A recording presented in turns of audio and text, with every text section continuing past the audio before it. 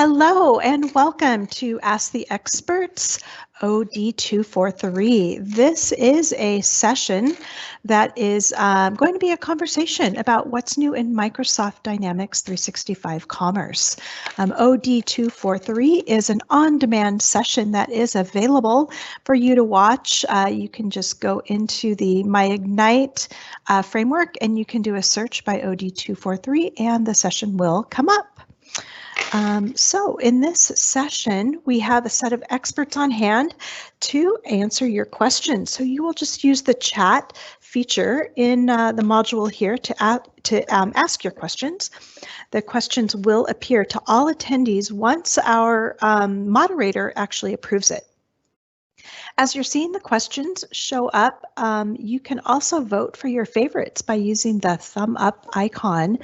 So if there's a number of different questions and you'd like to just let everybody know what you're interested in hearing about, go ahead and use that voting button. Our experts will answer questions verbally and over chat both. So as they come in, our moderator will then be evaluating which ones we can pass over to our speakers and talk about, or if we decide to just answer them in the chat box. The experts will also provide resources once the session concludes for you to learn more. So keep an eye out, stay through the whole session so you can understand and see where some incremental resources are for you. From an etiquette perspective, we do want to let you know that this session is going to be recorded, so it will be available on demand after Ignite is over for you to go back or for others to join and hear what your questions are. Please make sure that you help our moderators by not spamming or posting inappropriate comments in the chat window. And we do have a Microsoft Code of Conduct that we'd like to make sure that everyone adheres to. So I'm going to post the code of conduct here. I'm going to let that sit for just a moment so you can read through it. But I do want to make sure I call out that we do not want anybody to do any additional photography, video, or recording of the session content. And again, we are recording it live here, so we will make it available on demand after the event. And with that, I'd like to go ahead and give you the opportunity to meet our experts. So I'm going to first hand it over to Francois to introduce himself. Thank you, Julia. So hi, everybody. My name is Francois Van Splender. I'm our Senior Product Marketing Manager for Dynamics 365 Commerce. Great. And Petri. Hello, everyone. I'm a program manager for Dynamics 365 Commerce, focusing on digital commerce. Wonderful. And Reza. Hi, I'm Reza Sadi. I'm one of the engineering managers on the commerce team, and I'm primarily focused on customer onboarding and success. Great. And Shelly. Hi, everyone. I'm Shelly Bakke, located in Fargo, North Dakota, and I run our customer and partner programs for our engineering organization, and couldn't be more thrilled to moderate this session for you guys today. That's great. Thank you all. Okay, I'm going to go ahead and hand this over to you. And at the end of the session, I will go ahead and put up that what's next slide with all of the links, but we'll get it over to you guys so you can start answering those questions and having some great discussion.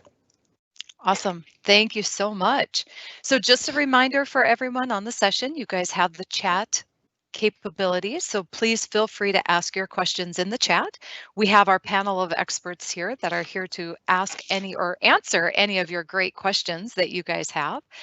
I also want to make sure, and just a reminder, that once the questions do go in, you guys have the option to vote on them as well too, which will kind of help us prioritize the questions that are most relevant for you. I have a couple warm-up questions in my back pocket to kind of get the conversation started. And maybe one of the first ones, Reza, you had talked about your experience as far as onboarding customers and what we do for that. We have been working hard, and I know you've been doing a lot of effort in how we're evolving that onboarding experience for our commerce customers. Do you want to maybe talk a little bit about that and share what we're doing in that space? Yeah, absolutely. Thank you, Shelly, for asking. So since the e-commerce offering started about a year ago, 8 months ago, it went actually live on market. We know that our general approach on how customers do onboarding might not necessarily work for two reasons. One, because it's just a new product and there is a lot of learning and we want to be much more hands-on. And then second of all, because when it comes to digital commerce and e-commerce specifically, there is a desire to just go live a little bit quicker than with traditional ERP implementations. And we hear this from a lot of customers currently who are looking at our solution.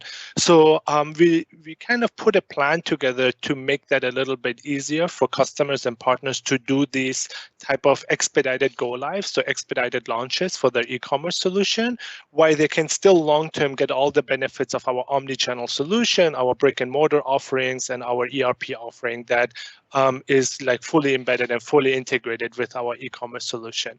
So the two initiatives that we're doing, or like one is a subset of the other, is we created this what we call rapid start or rapid deployment offer.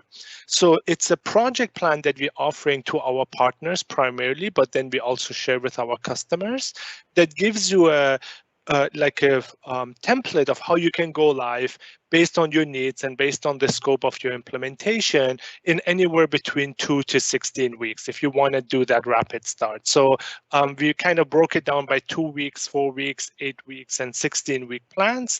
And you can you have different options within the project plan where you can tweak things like what you want to use out of box versus what you're going to customize, how many locales you want to support, and like different configurations for your project. And what it gives you at the output is a project plan that shows you what that go live could look like. And then we use that to basically facilitate the discussion with the implementation partner and the customer to ultimately then design the full project plan for that specific implementation. And then we've also taken that project plan and giving it to our partners, and some have already developed their own now rapid deployment offers that are published in the Microsoft App Store. So that's kind of the overarching umbrella. And then one other thing with digital commerce is we just know, because it's a V1 product, that there is a lot of gaps and there's a lot of areas where we still need to kind of enable some specific scenarios for customers. And the traditional monthly release cycle that we have might be a bit of an impediment for us to get the customers what they need fast enough to facilitate these go lives. So what we've done is we have an onboarding team that is purely dedicated to developing these modules for partners and customers. And the way that we deliver them is, because it's an e-commerce solution, it slightly releases differently. We can actually deliver them almost like customizations to the partners and the customers. So if there's a specific control or a specific module that you're looking for, and this is not something that you can turn around quickly, we will be able to deliver those if we see that that would be broadly applicable to more customers, and then we can give it to you in a matter of weeks rather than what you're used to, which is the general several month release cycles that we have. And we are very involved in most implementations at the moment where we can deliver these customizations.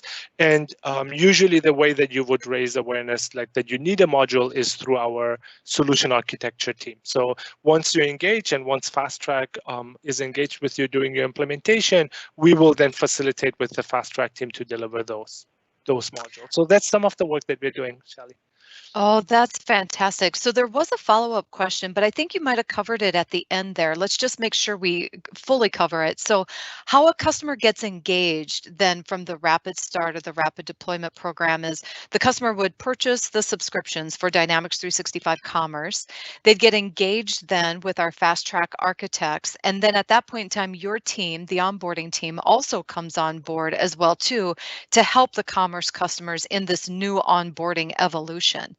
The question that was asked is very specific about that project plan that you recommended or that you were talking about and the question is that project plan option inside LCS, or how do our partners and how do our customers get access to that project plan that you talked about? Yeah, very, very good question. So today it's published in a couple different places and we want to make it more broadly available. It is not embedded in LCS. It's a standalone Excel spreadsheet, but it's designed as a project plan. So if you look at it, it almost looks like MS Project in a lot of ways. Today, you would get it primarily through our solution architecture team when you engage there. And then you can also get it by very soon, it's going to be available in our partner source. So if you're a certified partner, you will be able to download it there as well. Wonderful. Thank you. Okay, Francois, a question for you. So I've been watching Dynamics 365 Commerce evolve, and it is just unreal, the investment that we've been making into the product. And we also know, and everyone's very well aware of our current economic retail climate. Can you talk about how the climate has changed specifically for retailers? And then give the audience a little bit of thought and insight, if you can, into what are we thinking about the future of the product and how will this evolve Dynamics 365 Commerce? Yeah, thanks, Shelly. And it's a question we actually get asked quite a lot. It's very top of mind for most businesses out there, as well as I think conversations partners are having with their customers. I mean, fundamentally for us, the current situation we're in with COVID impacting especially retailers has really forced the function really of having those conversations with customers around, you know, how are they approaching their technology stack? What do they want to do around engaging customers and really being able to facilitate the changes in the customer buying habits, specifically on retail side of things. I will say this goes a little bit beyond just the retail industry as a whole. We see it's really what we consider commerce. We're looking at any business that would be talking to an end customer or end consumer through a purchasing journey. So that could be on multiple industries, but really I think it resonates very well for us in retail and consumer goods industries as a whole. And I mean, the significant shift we have there is, again, with a lot of lockdowns around the globe, it's really forced a lot of retailers to consider how they're delivering this omnichannel experience. I think omnichannel and unified commerce has been a conversation we've been having for a number of years with customers. The complexities in that has sort of put, I think, a lot of hold in how people have approached it, whether that be from risk aversion or from complexity of implementation.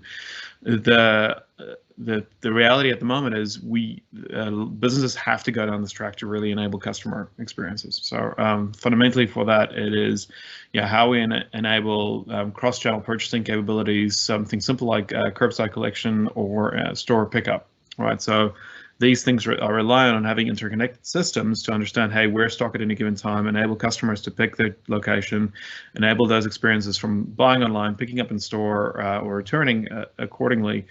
And if you had disconnected systems before, you would have to now transition into very rapidly in connecting those and making sure that those are working together. And I think the great thing for us, again, we've built commerce to be functionally capable of doing that from the start. But yeah, from a technology perspective, we are doubling down and investing on those areas we're seeing prevailing needs. So the thing that Reza was talking about from Rapid Start sort of came from our COVID response. We had customers coming to us saying, hey, listen, we need to adapt rapidly. We need to stand up a solution within the next 2 to 4 weeks. Can you help us get there? And again, I think if you look in the past, where customers, we tended to have this approach of, especially from core ERP side of things, where implementation phases were 6 to 18 months, 6 months in the short term.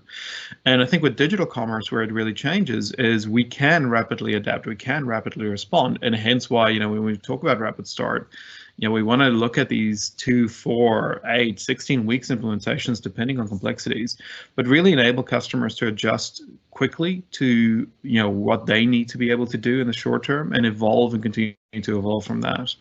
And I think beyond that, we're really looking at expanding the capabilities within the product, like I said, to curbside functionality, to broaden the ease of use, and really also bringing together some of the wider investments we're doing from Microsoft. The intelligence we're talking about integrating at the moment through some of the AI functionality and some of the innovations around recommendations and personalization.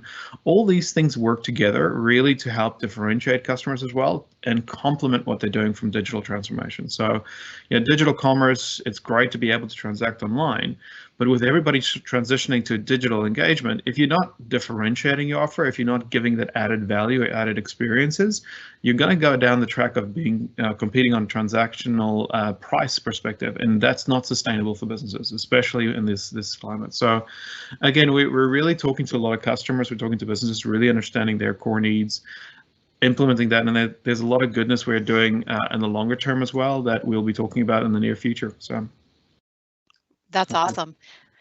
I do want to give a shout out to the community. You said a lot of great things in there that I have some follow-up questions that I did tee up, but instead of being selfish, I do want to make sure and open it up for the community too. So just a reminder for you guys on the call, this is live, so please go ahead and answer or ask a question in the chat window, and we'll make sure that we can get answers for you on that. You talked a lot about some of the key success indicators, and this question can also be for you, Francois, as well as you, Reza. Talk about, the success indicator of Rapid Start really being about that fast go live. We're working on shortening the time to implement. That seems pretty indicative of the title of the program. Tell us, what are some of the other success measures that maybe have come out as a result of you working with customers already that maybe we didn't intend or that we didn't have planned? Or from a customer or a partner perspective, what else can they expect being a part of the Rapid Start or the rapid deployment experience as a success measure outside of just that shortened deployment window? Yeah, I can kick it off, Reza, if you want, and you can follow up in areas. So yeah, I think fundamentally Rapid Start, and again, I think Reza and team have done an amazing job really in adapting this. And yeah, it started off conceptually just on how do we enable partners. There's a couple of things we'll talk to. Is one is, we've been in market since February. Before a lot of COVID happened, we kind of went live with a product, and we, as for normal products, I mean, this is just picking up, and we kind of anticipated a gradual launch and ramping situation. And unfortunately, life's interesting in that sense, as we was really forced to accelerate. Again, we had a massive demand from customers, both existing and new customers coming on board. And the key question that senior leadership and everybody else, I think, posed to Reza is really like, how do we, one, enable customers to go live quickly, but also secondary, how do we enable partners to understand the details in what they need to do to go from point A to point B to actually end up with a successful implementation, and what are all those considerations they need to carry over in that sense? So I think fundamentally it's like the goal for us is how do we get customers up and running quickly. I think the great thing that Reza and team have managed to deliver here is having that full plan and getting new partners that may not have had much experience with digital commerce at all be able to implement this. And Reza, I think you can talk to the examples we've had in, we've had partners with very little to no experience in digital commerce come in and do successful implementations on a very short period of time by following these guidelines. So I think, really happy where this is going. And again, the more we can take the learnings from this, and we're continuing learning and adding to it and taking feedback from it. So, but I think it gives us a really great value proposition to both customer and getting partners to start up.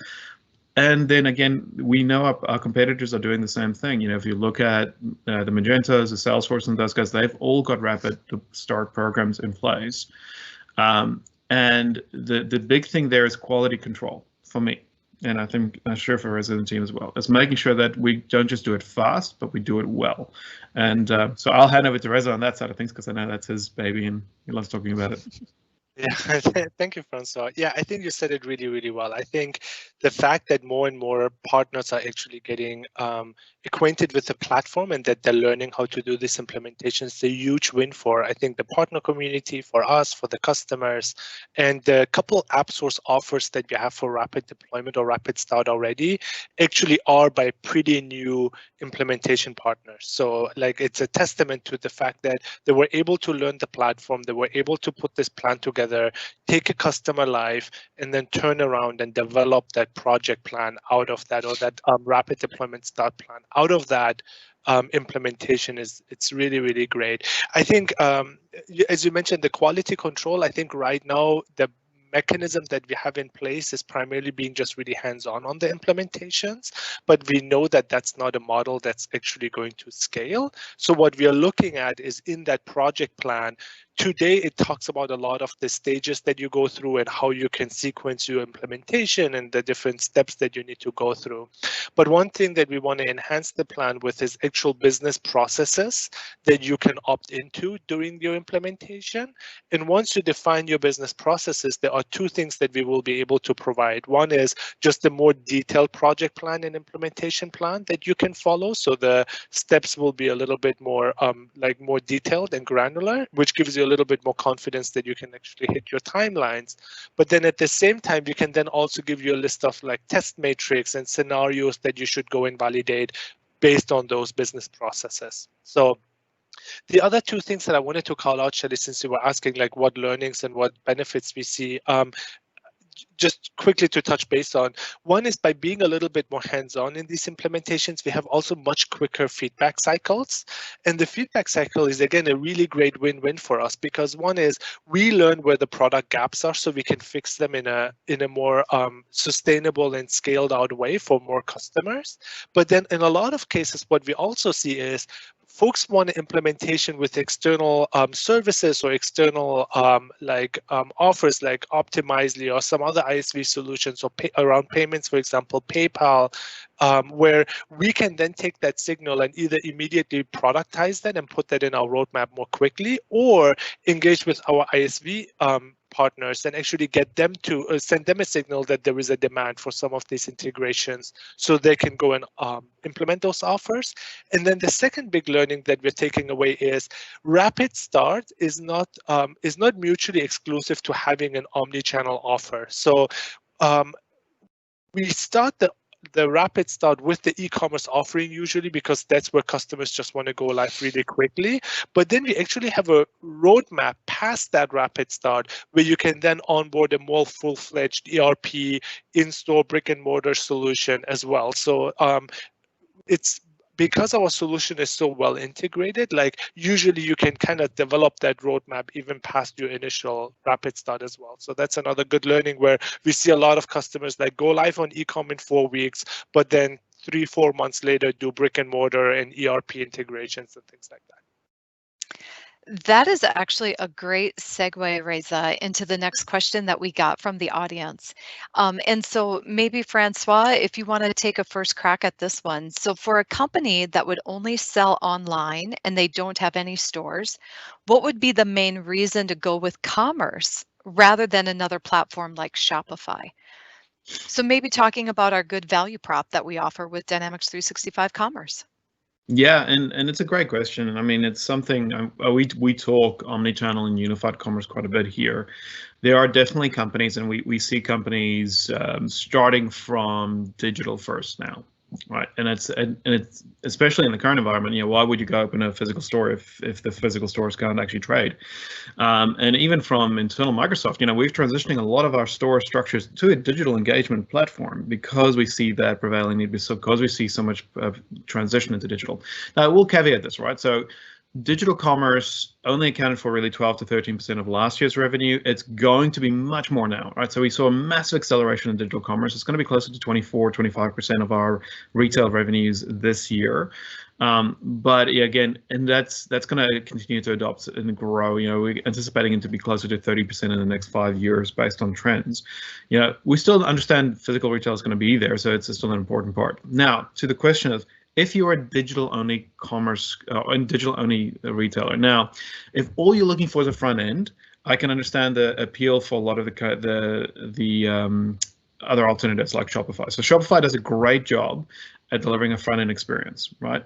The complexities that many of our competitors like Salesforce, Magento, and those guys are coming across is that the transactional phase for customer is not just the only thing they have to consider these days. So if you look at the investments that a lot of competitors like Salesforce are making, is they're looking at deeper order orchestration, inventory management, and distribution fundamentals, right? Because functionally, your customer journey is no longer just linear. There's so many multifacets to it that we need to take into account and consider as a business. So really, is the value for us is it's not just a front-end transactional page, but really a complete integration of understanding, hey, how do I fulfill? What's my supply chain optimization? Where's my stock? How do I get all these different things to feed into it that I can do intelligent distribution models, that I can do intelligent recommendations, that we can do all this richness that comes in the background of it that allow you to really to transact. And again, we have companies that are in the sort of consumer goods world, which don't have stores, right? But they need to go, they want to go direct to their end customers because there's been a massive disruption in distribution channels at the moment. So they want to look at that alternative ways of actually engaging the end consumer. And for them, digital is a great way of getting there. But digital, they need to understand, okay, if I'm a digital first retailer, where's my supply coming from? Where's my stock inventory? How do I do next day delivery? How do I do multi-hour delivery without having a clear understanding of distribution centers? So having that one central source of truth for your business to operate from is the key thing for us. And the great thing for our solution is it's powered by this headless commerce engine that really can connect multifacets of it. So digital is not just online, it is mobile, it is social, it's all these different facets that we have to consider that come into play. So even digital is multi-channel if you consider it, and that's really, I think, where we're shining, we're investing, and we're growing. And you know, like I said, we're very happy in the momentum we're going after. So hopefully that was broad. I don't know, Reza, if you have anything else. No, I think you covered it really well. Fantastic. Okay, this bleeds very nicely into the next question as well, too, as we talk about that selling online and what does that mean that you don't have to set up your brick and mortar stores. How can we help the ecosystem really get up to speed on how to create their site? And this also blends a little bit as well, too, into one of the items that I never really thought of before, but with the project plan of using Rapid Start about the partner readiness and that partner ramp. We have a training that's called Commerce in a Day training, and it is made available particularly for our partners to help them within a day, within an 8-hour day, to be able to understand how to use the CMS component of e-commerce. So that way you have a site set up and you know how to do the modifications as an IT pro. So I will post out here, I'll make an announcement as far as where you could go to register for that training class. It's available, like I said, we set aside a day. We typically are running these twice a week, and we're doing them for all regions. So you will be able to get signed up for a course near you, I should say, online, but time-wise, something that would be more applicable for you. And our only ask is that you give us a day, and we will supply you with the training needed. We also have, and I heard you guys talk about AppSource. So we know that AppSource is, you know, our marketplace for Microsoft, where we have and showcase our ISV solutions. There's also a lot of investment going on in working with the teams as far as getting ISVs and helping ISVs have their solution posted up on AppSource or making it a true marketplace. Reza or Francois, either of you want to talk about that investment that we're doing there on working with our ISVs and helping them get up to speed? Yeah, I mean, I can take an initial stab at it. So similar to the rapid deployment offer that we have, like where we put an onboarding team together that's hand holding some of these implementations. We have similarly also a team that's primarily focused on our ISV marketplace and helping ISVs develop and deploy their solutions. And again, the way that that team works is it's pretty hands-on today. We engage very deeply with the ISVs. And one thing that we mentioned a little bit earlier, one benefit that we have by having both is doing the onboarding, we just learn a lot about the gaps and the offers that customers are looking for. So it's an easier way for us to actually send those signals to the ISVs to get those, to show them that there is a demand for some of these integrations. And then the flip side is true as well. If an ISV is looking for customers that they want to engage with to kind of see how the solution would work, we can actually facilitate some of those discussions there as well. There's a number of ISV solutions that have already gone out on the marketplace. I need to double check a couple, but yeah, so we do basically just like engage there as well to kind of facilitate some of those yeah, interactions. Sounds great. All right, so we are right at time. I want to thank everyone for joining us today. I want to thank our panel of experts as well too for sharing your knowledge with the community. I really appreciate it, and I wish everyone a great rest of the conference. Thanks, guys.